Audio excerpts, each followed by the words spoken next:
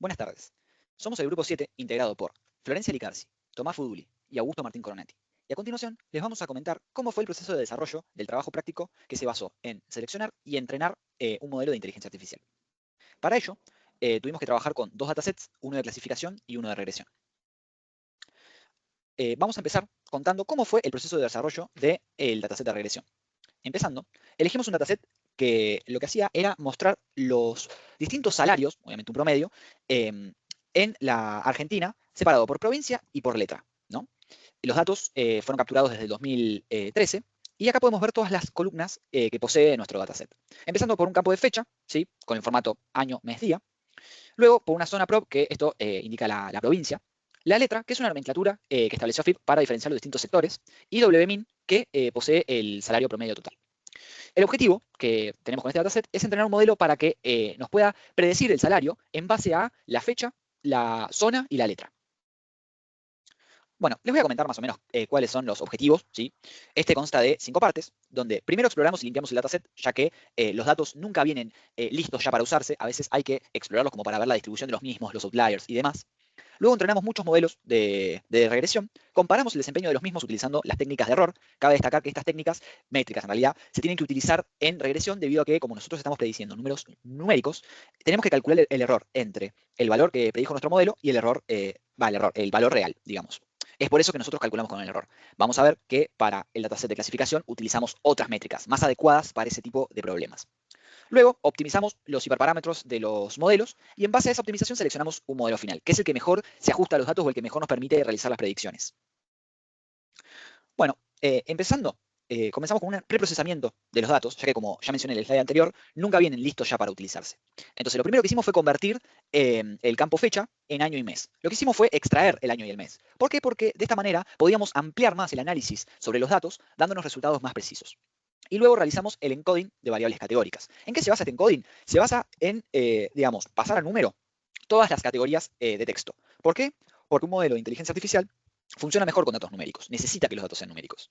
Entonces nosotros tomamos las provincias y los sectores, que vendría a ser la letra, y los pasamos mediante el encoding a números, ¿sí? Y como estos no tienen un orden natural, es decir, el orden no importa, usamos un método de codificación nominal. Luego, exploramos los datos para conocer más o menos cómo era la distribución de los mismos, es decir, si habría una cierta tendencia, si hay outliers y demás. Podemos ver que en este gráfico hay una cierta tendencia, o sea, nuestra variable objetivo, que es el salario promedio, está más sesgada hacia valores bajos. Y luego, analizando el gráfico de la derecha, que es un boxplot, que nos sirve para analizar la variabilidad de los datos, podemos ver que luego de esta línea, que es el bigote superior, podemos ver que hay un montón de outliers. Todos estos puntos representan los outliers, ¿sí? Lo cual tiene sentido, ya que todos estos outliers representan aquellos sectores mejores pagos, digamos, ¿no? Que tienen, digamos, mejoras salariales o beneficios salariales superior al resto. Esta exploración nos ayudó a poder determinar que necesitamos un modelo que pueda captar las no linealidades, ya que ya viendo la distribución de los mismos podemos ver de que no hay una relación lineal entre los datos. Luego analizamos la correlación de las variables, ¿sí? Para ver cómo éstas se relacionaban entre sí. A partir de la matriz de correlación pudimos determinar que el año, ¿sí? Y nuestra variable objetivo, que es WMIN, que representa el salario, son las que mejor correlacionan, ¿sí? Alcanzando un 0,61. Lo cual tiene sentido, ¿sí? Ya que a medida que va pasando los años, por un tema de inflación, los sueldos se suelen actualizar. Y es por eso que tiene sentido esta relación. En cambio, podemos ver que en el resto, tanto la zona, digamos, la provincia, y la letra, tienen una correlación más pequeña, es decir, no se correlaciona directamente. Bueno, esto ya lo mencioné, pero lo aclaro y lo muestro más explícitamente. Dividimos los datos de manera tal que estos, o sea, tanto la zona, la letra, el año y el mes, que estos representarían la fecha que nosotros separamos, representan nuestras variables predictoras. Sí, que son aquellas que le van a ayudar al modelo para predecir la variable objetivo, que en este caso es el salario. Bueno, como vimos en la teoría, es muy importante dividir los conjuntos de entrenamiento y los conjuntos de prueba, para evitar el sobreajuste en nuestro modelo. ¿Qué es el sobreajuste? El sobreajuste es cuando nuestro modelo presenta un muy buen desempeño en los datos de entrenamiento, pero cuando nosotros lo pasamos a producción con datos reales, hace agua. Y básicamente con el hace agua me refiero a que los resultados son malos, totalmente contradictorios con los del entrenamiento. Esto sucede porque el modelo se memoriza los datos de entrenamiento, entonces cuando nosotros cambiamos el set de datos, este ya no sabe cómo proceder o cómo responder debido a que este no entendió el problema, simplemente memorizó. Entonces lo que hicimos para evitar el sobreajuste fue, dividimos el conjunto de datos, ¿sí? En el 80% van a ser de entrenamiento y el otro 20% van a ser de prueba. Además usamos un random state fijo para que siempre la división sea la misma y de esta manera poder siempre reproducir el mismo caso. Evitar mezclar estos dos conjuntos. Y de esta manera no darle pistas a nuestro modelo sobre cómo van a ser los datos con los que nosotros lo vamos a probar, evitando que éste se memorice estos últimos. Y además utilizamos un escalado de variables utilizando el estándar scalar, que transforma las variables a media cero y de desviación estándar 1. ¿Por qué hicimos esto? Porque de esta manera evitamos que los valores muy altos, o sea, los outliers, dominen o introduzcan un error en nuestro modelo, ya que este puede, a partir de los mismos, memorizar o sacar conclusiones erróneas que sesguen el aprendizaje de este último. Bueno, nosotros comenzamos eligiendo el modelo de Random Forest, el cual utiliza la técnica de debugging. ¿Qué es la técnica de debugging? Lo que hace este modelo es utilizar muchos árboles de decisión y luego promedia todos los resultados. Y de esa manera, al ser una técnica de debugging, reduce el sobreajuste. Y lo utilizamos primero porque este dataset es muy grande y el Random Forest funciona muy bien con datasets de gran tamaño.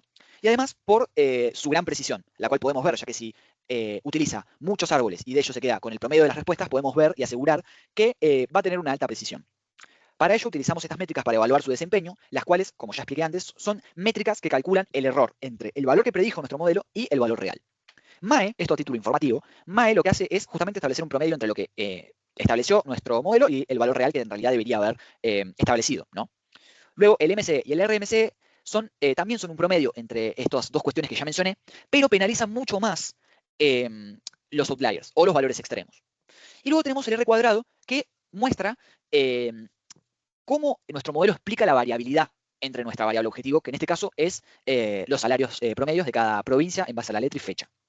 Podemos ver que arroja un valor de 0,94, que representa un 94%, lo cual es un valor muy alto, bueno, y eso quiere decir que nuestro modelo sirve para predecir adecuadamente la variable objetivo. No nos quedamos solamente con esta cuestión, sino que además realizamos un gráfico para corroborar lo que las métricas nos devolvieron, y pudimos ver que, si bien no logra captar la gran mayoría, este se encuentra en la línea donde básicamente predice la gran mayoría de los resultados, en donde obviamente hay algunos outliers, pero podemos ver que la distribución de los datos no se aleja mucho de la predicción de nuestro modelo, lo cual confirma los valores que obtuvimos con las métricas, asegurando que nuestro modelo es confiable para predecir la variable objetivo de este dataset. Igualmente, no nos quedamos con con este último modelo, ¿sí? Ya que consideramos que podrían llegar a existir otros modelos mejores, en los cuales mi compañero Tomás Fuduli les comentará cómo fue dicho proceso. Bien, en esta parte del análisis comparamos distintos modelos para entender cuál se adaptaba mejor al problema que teníamos. Primero, probamos regresión lineal, pero como podrán ver el desempeño fue bastante bajo. Solo logró explicar alrededor del 41% de la variabilidad, lo que nos indicó que el fenómeno que estábamos modelando era mucho más complejo y no se comportaba de forma lineal. Por eso fue que lo descartamos en un primer lugar. Después evaluamos SBR, que en teoría puede capturar relaciones más complejas, sin embargo tampoco funcionó bien en nuestro caso. El modelo no pudo representar la alta variabilidad de los datos ni las interacciones y terminó rindiendo peor incluso que la regresión lineal de la que antes le hablaba. Y por último nosotros probamos XGBoost y acá sí vimos un salto en el rendimiento. Este modelo logró un R cuadrado cercano al 0,97, lo cual significa que captura prácticamente toda la variabilidad del fenómeno. Además, maneja muy bien relaciones no lineales y estructuras complejas. Por eso lo consideramos que podría llegar a ser adecuado. En esta etapa, en lo que viene a ser la optimización, lo hicimos por sobre el modelo que habíamos elegido anteriormente, que era Random Forest. Probamos con distintos hiperparámetros para ver si podía mejorar el equilibrio entre el sesgo, varianza y reducir el sobreajuste. Sin embargo, los resultados no fueron lo que nosotros esperamos. La versión ajustada obtuvo un R cuadrado un poco menor que el que teníamos en un principio, además de que aumentaron tanto el MAE como el RMSE. Esto nos muestra que el modelo original ya estaba cerca del mejor desempeño y que las modificaciones no aportaron mejoras reales. Por este motivo, aunque hicimos el proceso de optimización, esta versión no va a ser la que elijamos. Cuando comparamos todos los modelos evaluados previamente, vimos claramente que el XGBoost sigue siendo un modelo más robusto, que tiene mayor precisión, mayor capacidad de generalización y un rendimiento mucho más estable. Por eso termina siendo la opción final seleccionada para el problema de predicción de salarios. Bien, en esta segunda parte entramos al proceso de clasificación, donde vamos a explicar cómo desarrollamos los modelos, qué técnicas probamos y cómo fue la evaluación para medir el mejor modelo a elegir. Bien, definimos un conjunto de objetivos concretos que guiaron todo el proceso de clasificación. Lo primero fue explorar y limpiar el dataset, asegurar de que no hubieran valores problemáticos y entender bien la distribución de cada variable. Después pasamos a entrenar distintos modelos de clasificación porque queríamos comparar diferentes enfoques y ver cuál se adaptaba mejor al problema que se nos presentaba. Y una vez entrenados, los evaluamos usando las métricas, por ejemplo, accuracy, recall, precision, para tener una visión más completa del desempeño de cada uno. Luego, para los modelos que nosotros considerábamos que tenían potencial, hicimos un ajuste de hiperparámetros para intentar mejorar aún más su rendimiento. Y finalmente, con toda esa información, seleccionamos el modelo que ofrecía el mejor balance entre precisión y capacidad de generalización.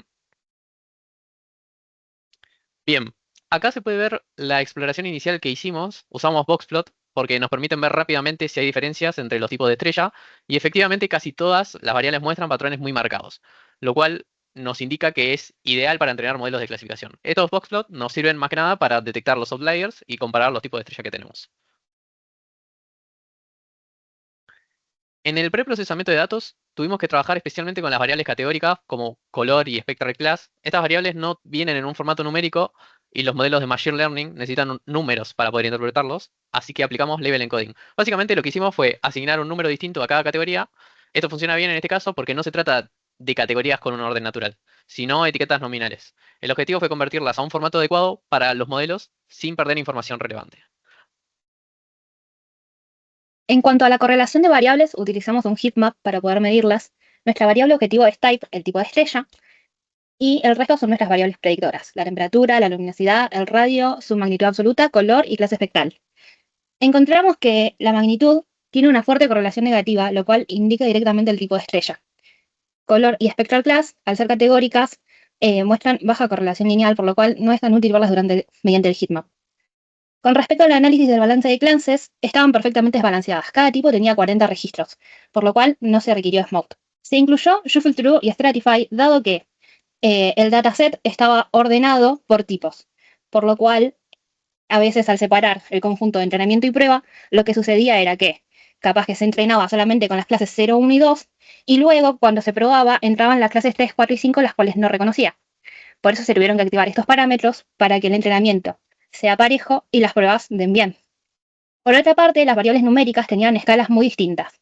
Entonces, para modelos como regresión logística, debimos normalizarlo, de modo que las variables numéricas se aporten de forma comparable. En modelos basados en árboles, esta escala no tenía tanto impacto. Decidimos en principio realizar el entrenamiento y la evaluación del modelo con Random Forest, dado que manejaba bien variables numéricas y categóricas, era robusto ante outliers, que podía pasar por la dimensión de los valores de las estrellas, y rendía bien ante la clasificación multiclase. En principio obtuvimos una accuracy del 94.04, donde las clases 0, 1, 4 y 5 se detectaban perfectamente, pero había errores de clasificación entre las clases 2 y 3, como se puede ver en la matriz de confusión. Las métricas adicionales, el Precision, el Recall y el F1 Score, confirmaban la consistencia del modelo. Y en conjunto, parecía Random Forest ser el modelo adecuado para esta solución. Sin embargo, luego lo comparamos con otros modelos más. Hicimos una comparación con el modelo de regresión logística, el cual desde el principio dio un desempeño muy alto, mejor que el que teníamos con Random Forest, de 96.42, detectando perfectamente las 0, 1, 2 y 5, pero con menos errores entre las clases 3 y 4.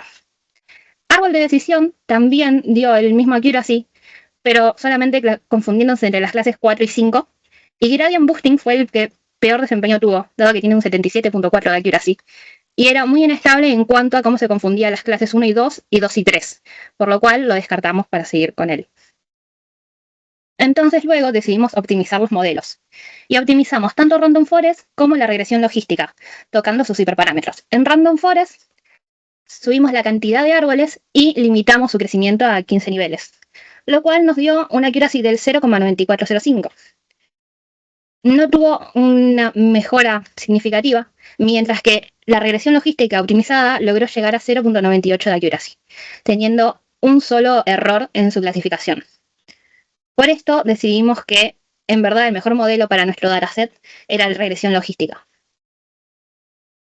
Finalmente, ese fue el desarrollo de nuestro trabajo. Agradecemos mucho todo el apoyo que recibimos por el personal docente, ya que fue fundamental para poder llevar a cabo este último. Muchas gracias.